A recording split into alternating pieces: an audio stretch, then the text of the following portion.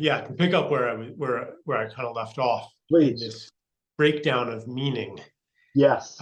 and this crisis in our sense making about the world, and everything's so confusing and so contradictory, and it just doesn't make sense anymore. So people react by trying to find some simple explanation that fits into their received intellectual categories to make sense of the world.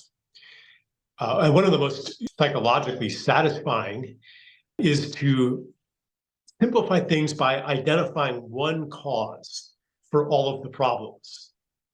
It is so satisfying, and it gives you a feeling of power, because if you know the one cause, then you know what to do about it.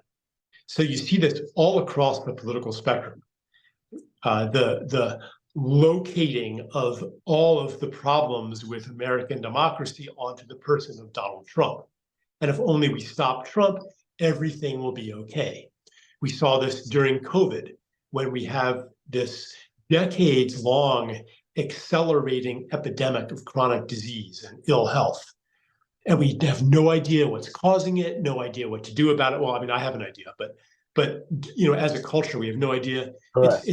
It's baffling, it's bewildering. Oh, but now here is a virus. And if we only can, and so we can project all of our confusion and panic and insecurity onto that one thing. And if you control that one thing, everything will be fine. So the virus, Donald Trump, we have a deteriorating ecosystem. The biosphere is really in trouble. And same pattern, you project it onto the one thing, carbon dioxide or greenhouse gas. And then if you only solve this one problem, everything is going to be fine. In the kind of, quote, conspiracy theory world, same pattern. The one problem is the evil cabal. And if we only did something about that, everything would be okay. So there's this reluctance to admit chaos, to admit emergence, to accept that forces beyond our control are operating, that nonetheless have an intimate connection to ourselves. See, because another aspect to this export of blame onto a single other is that it kind of absolves ourselves from agency.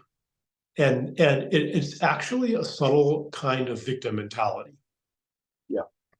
So it's ultimately disempowering.